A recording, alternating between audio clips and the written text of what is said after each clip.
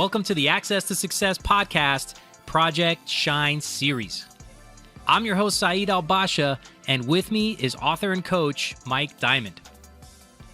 This is episode 12 of season 2, and if you're following along with Mike's world record journey, you'll know that by the time this episode airs, he'll be on day 13 of his 30 half marathons in 30 days world record attempt. And if you haven't already, go check out his Instagram for daily updates and videos and some fun things that he's posting. And also go to runforlayla.com to donate to Sweet Layla's race to find a cure. Now, on today's show, we explore the benefits of becoming solution-driven. And we give you some concepts and ideas about how to avoid the pitfalls of getting wrapped up in the problem itself and focusing more on the solution.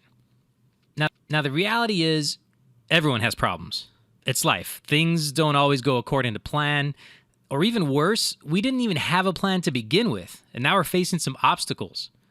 So the difference between those who win at life and those who get left behind is not just being a good problem solver, but becoming a solution-driven individual. There's a difference there.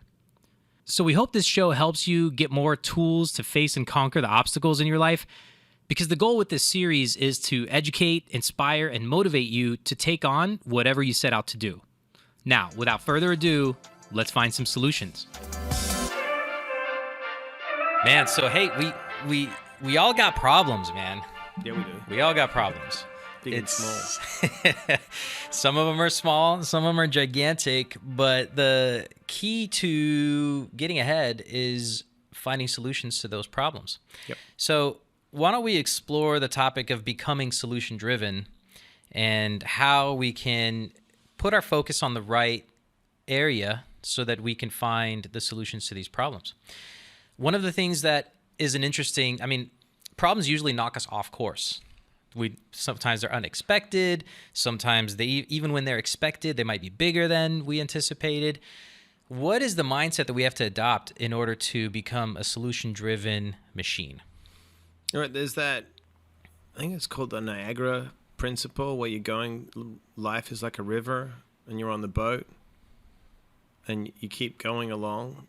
And if you don't look at what's going on along the way, the signs, then what happens? You get to the end and straight off Niagara Falls. Right? Yeah. So I think you're always going to have problems. And I don't think problems are as bad as we perceive. Because if we have a plan, nothing is ever going to go as planned. It can't. Because nothing can go as planned. It's just like, all right, so say I go to a carpenter and I give him a bunch of wood. And he's like, okay, what do you want? I'm like, build a house. He's like, well, what kind of house? I'm like, I don't know, just build a house. And he builds the house he feels. I go back to him and I go, what's this? He's like, what do you mean it's a house? It's not the house I wanted. You weren't specific. Yeah. So the problem is I didn't have a plan. So what's the solution to anything is I've got to go back to the plan. What's my plan and why? Do I have a health plan? So I have a problem with my health, say, for example. Okay, what's the solution? But what's the problem? Do I have a plan? The problem is I have ulcerative colitis. Okay, what's the solution? I can take drugs. Do the drugs work? No. Okay, change your plan. How do I eat? Right? Am I meditating? What am I doing? Right? I have a problem in my relationship. Okay. Which relationship? Personal relationship. With who? See, so one person, we have a problem with one thing, say, for it's like I have a problem with my health. And what we do then is like, because I have a problem with my health and I'm not willing to look at the problem and find a solution, then I have a problem with my wife. Then I have a problem with my neighbor. Then I have a problem with the dog. All from one problem. So if we can get to the bottom of the problem and always come back to a plan, and most people can't, do you have goals? Do you have a plan? Well, no. Well, okay, then someone else is going to give you a plan. Right. You become a part of someone else's plan, or, someone else is going to impose their will on you because you have no direction.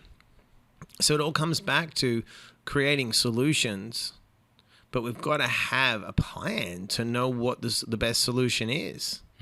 So in order to have, let me just want to make sure we're being clear about it. In order to have a solution, the plan itself, I think the plan can be structured in a way and then change over time. And has all to that. change because life is going to change. Yeah. So if you have a plan to do something, that's why I think most businesses fail, because it's the planning. What's the solution?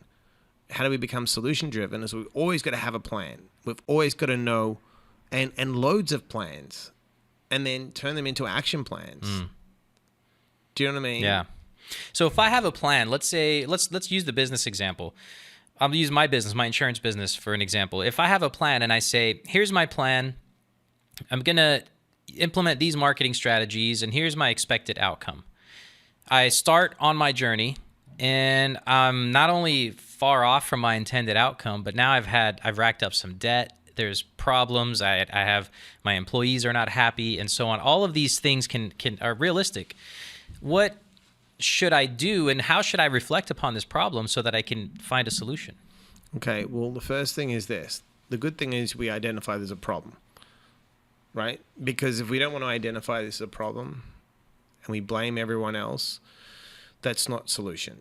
There's never a solution. So the first thing is when we say, okay, is it realistic? So when you look at a goal, you say, is it smart? Is it specific? Is it measured? Do you take action? Is it time-based? Right? Is it realistic? So if I say, I want to go, my plan is to go and play in the NBA. Let's just use basketball. Okay. Guy's like, how old are you? Guy's like 42. You're like, all right. I mean, it's possible. I mean, okay. Have you played basketball before?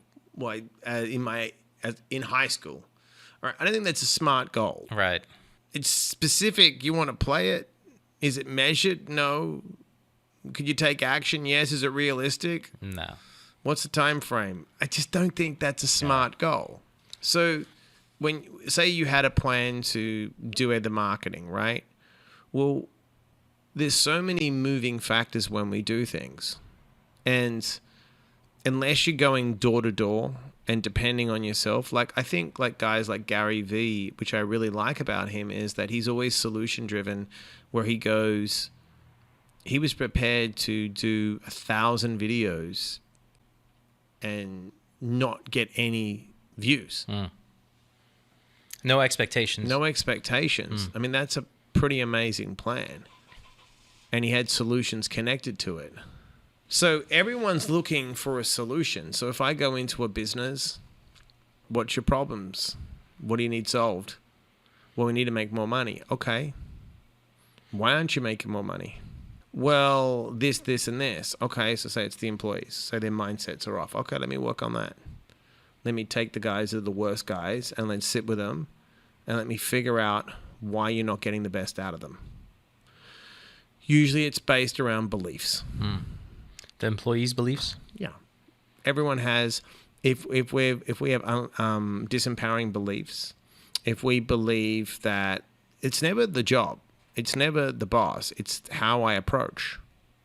So the solution to any problem, to be solution driven, is to look at what you want, what your desired outcome is, and then look at multiple ways of attacking the problems. So we need to always say, to be solution driven, we have to know, first of all, what is our plan? What do we want? What's our result from the plan? And then go, okay, we're not getting, let's change the approach.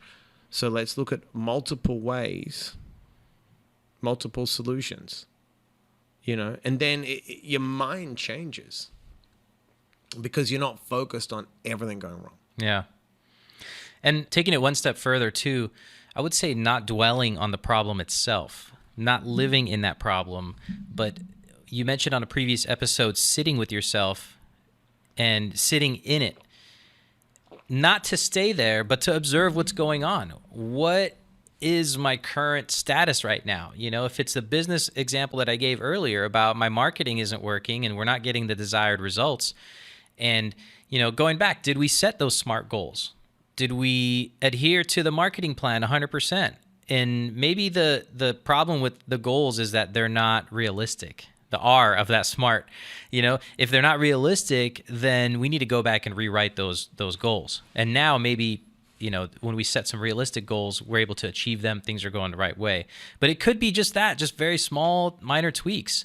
And as long as we don't live in the problem, as long as we take ourselves out of the problem and look at it from a higher level, objectively, not emotionally, and not with any kind of agenda, except for to find the solution, then it would warrant some positive outcomes. Well, look, it all comes down to perspective, right? Two guys are in a jail cell. They both look out the bars of the window, right? One sees the stars and imagines what's it going to be like to get out of there. The other guy sees the mud. Same environment, different perspective. Yeah. Two kids, okay? So dad is a little drunk. Neighbor bangs on the door. He's making noise. Dad gets frustrated. The boys, I think, got 7. Dad goes under the couch, gets a shotgun out, gets in an argument with the neighbor, kills the neighbor. Both boys witness it. They're both separated, the twins, and put into the foster system. 7 years after that, I think it was, one was 14, the other one was 14. One was doing really well at school. Not the greatest foster parents, neither one. One was struggling. He's in trouble, following the path of his dad, started abusing drugs, doing bad stuff, and gets in an argument with his foster brother and stabs him. Really harms him. I think he might have killed him. He goes to jail. Fast forward, they interview him in jail. Why did you make these choices? Do you know who my dad was? Yes. How'd you think I was going to end up? That was his solution, right? Other brother becomes a district attorney. He's like, why did you become a district attorney? Did you know my dad? What choice did I have? It's perception. Right. His solution. Yeah. They both witnessed the same incident. Same thing. Different perspective. Because he took a solution. His solution was, I want to get out of I want to get out of this environment. So what am I going to do? What's the solution to this situation? I'm going to study. I'm going to outwork people. I don't care about the foster system. I'm just going to just be so on. The other brother was like, I have no solution. This is it. This is my life. That's two different mindsets. That's the mindset of I am fixed, and the other one is flexible and growth. It's like I can figure this out.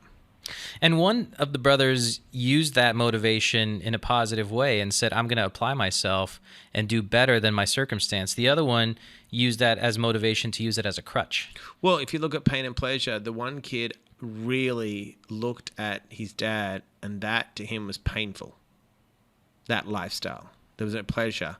The other one wanted the pleasure of that lifestyle because it looked quick fix. It's like, I just want the pleasure of it, even though long-term pain was going to be the consequence. Perspective is so powerful. Yeah, so it's all perspective. So if you've got to be solution driven. You've always got to find a solution. Whenever we're faced with adversity, we have to take Viktor Frankl's approach and say, I'm going to find the positive psychology, the logotherapy. I'm going to flip this. I'm going to be the guy that can dance in the rain.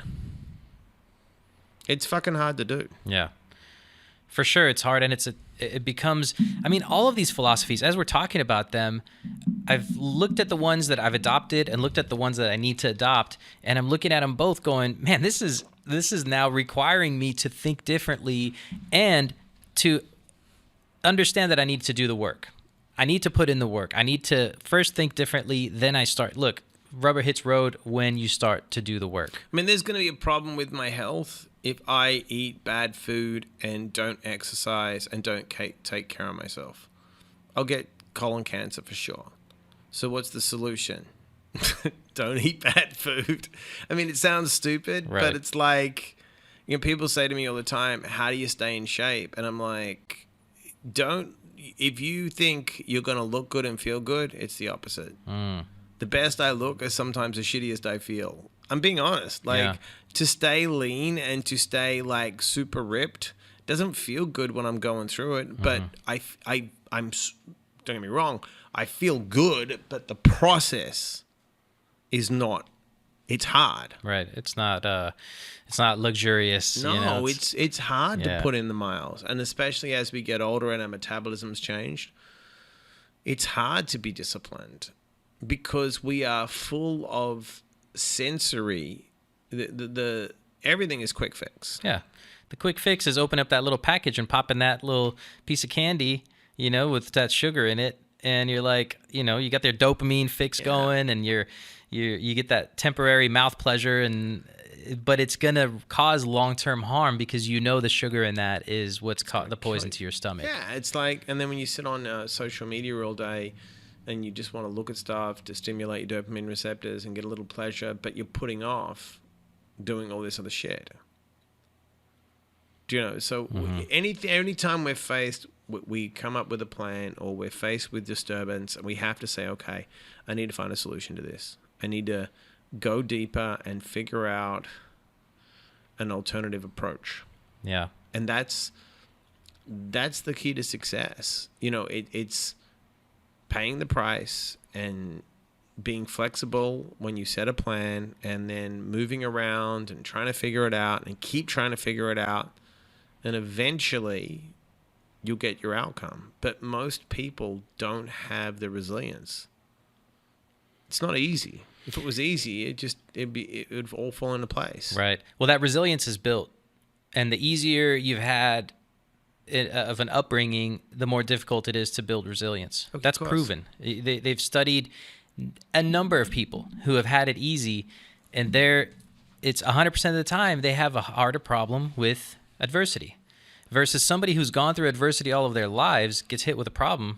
They're like, well, I've seen this before. I am so glad now. I mean, for years, I didn't find it enjoyable, just having no support. Now I don't give a fuck. I'm like, dude, you can't stop me. I'll run you over.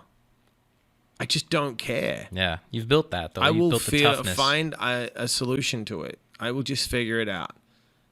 And I get enough information from indirect mentors and role models and people that are just fucking resilient, that they just keep coming back.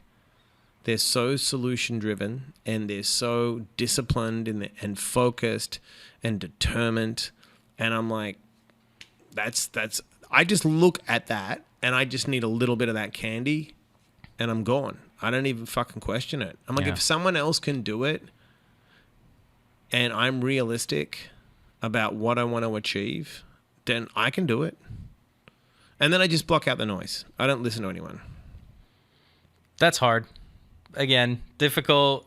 You know, that's all. I mean, it's basically the name of the game. I mean, everything that we're talking about is hard, but it's worth it. It's cause yeah. You know, nothing that is worth it is easy, and that's what we're trying to build in this series here. Is how do you build the resilience to say I don't give a fuck, and say I'm going to do what I'm going to do because that's what I'm into, and I'm going to get my desired results regardless of what everybody else is saying. Well, so they say, all these people say discipline is freedom, right? Yeah.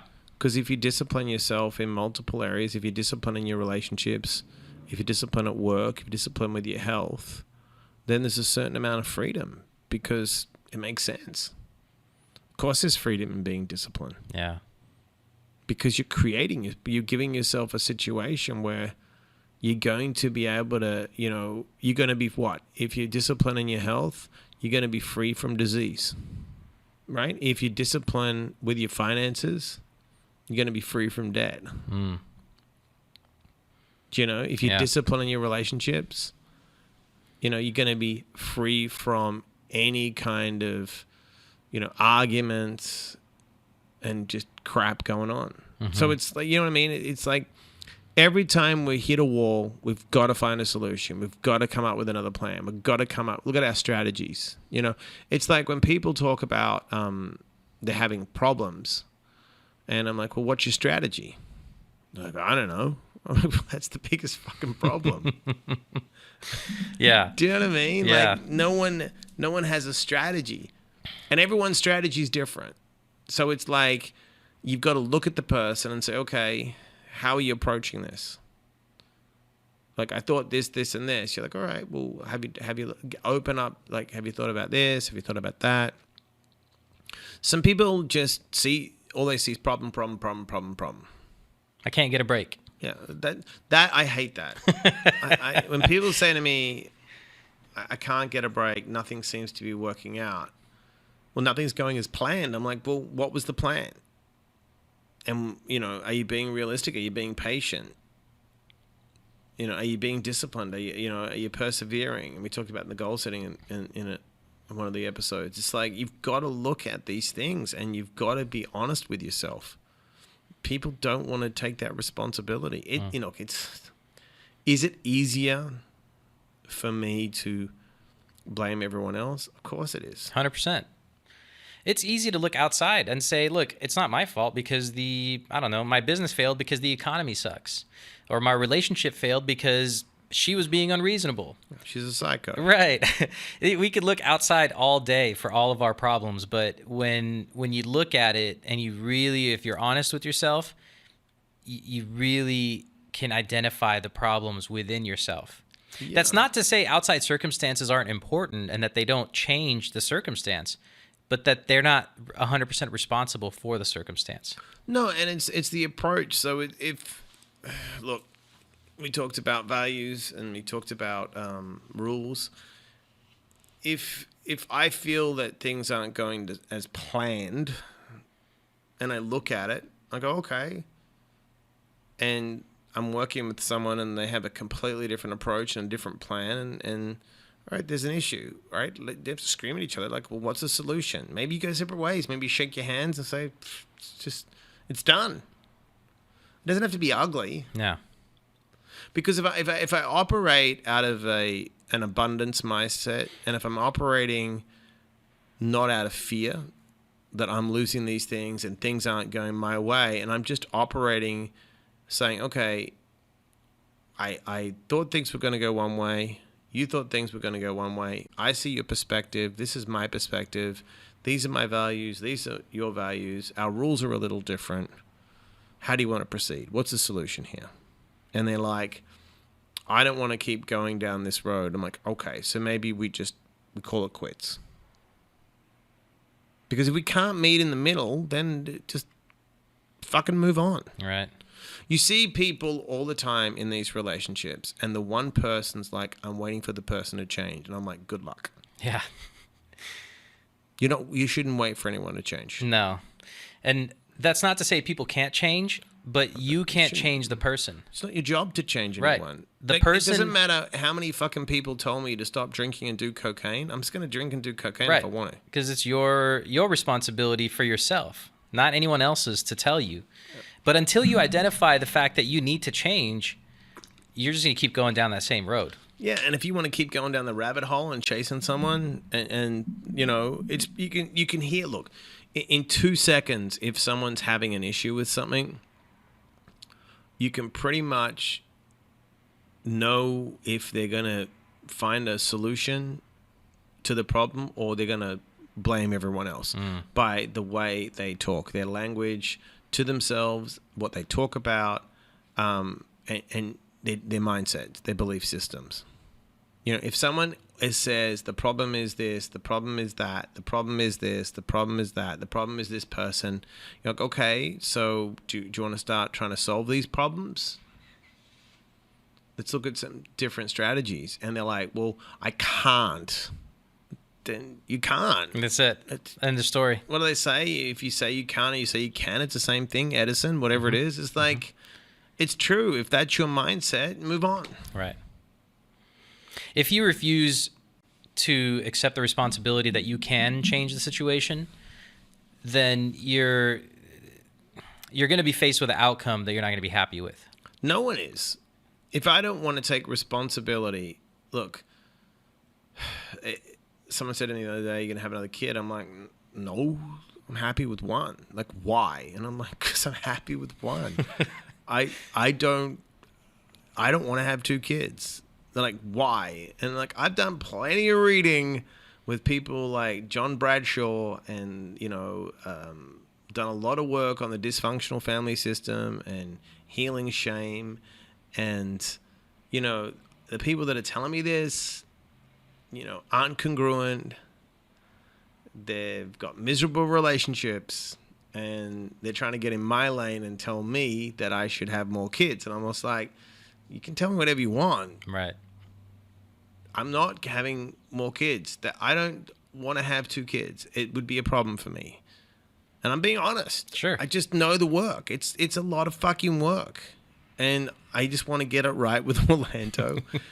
And I'm a happy dude. Do you know what I mean? Yeah. And then people may have, oh, well, you should do this and do that. But yet they come to me with other stuff and they've got so many problems and they take no responsibility, but they want me to give them solutions. Right.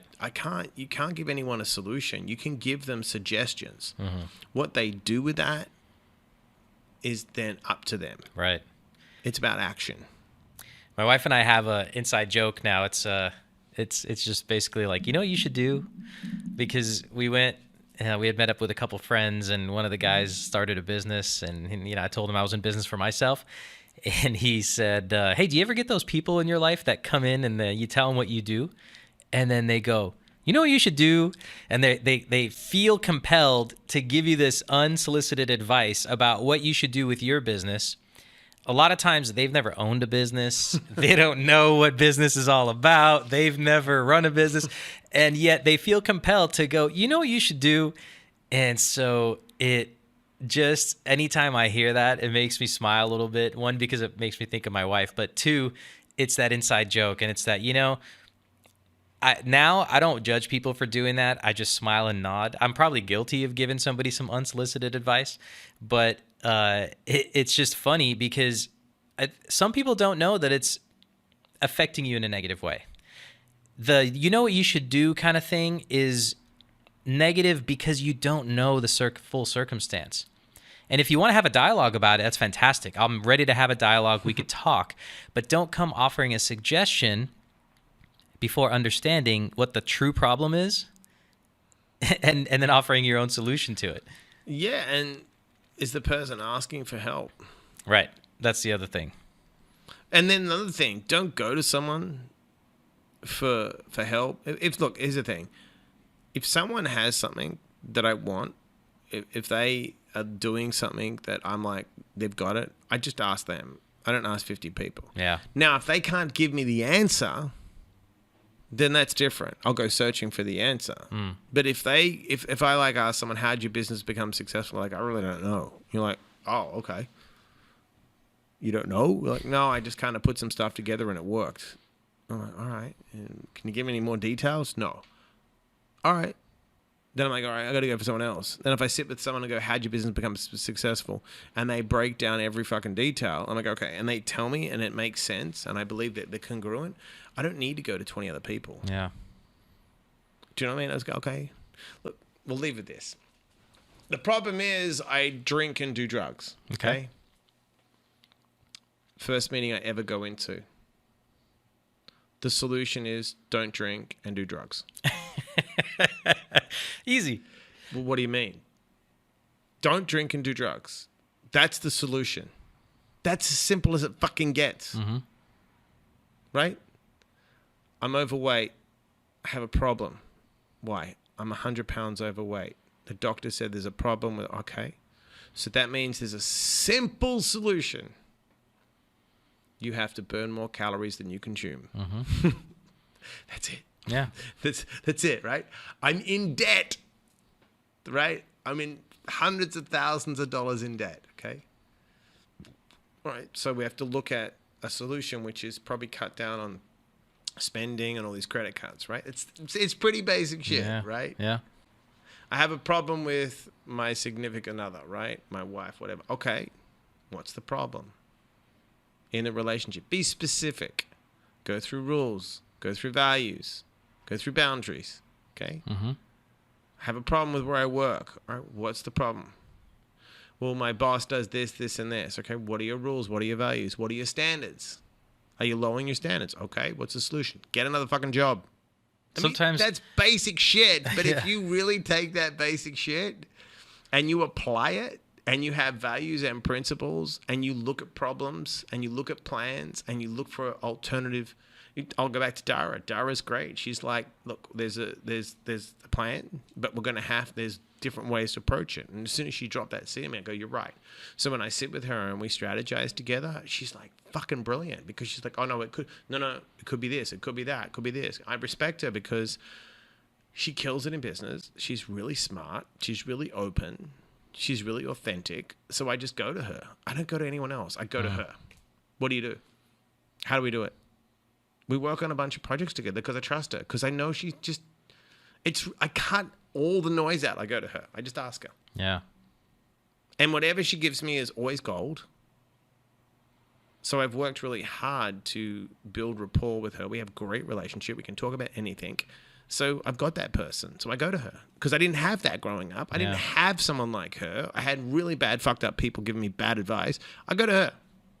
And I have another friend that I go to, and I just go to them. I'm like, I'm dealing with this. I have a problem. All right, let's create a solution. And I just I shut all the noise out.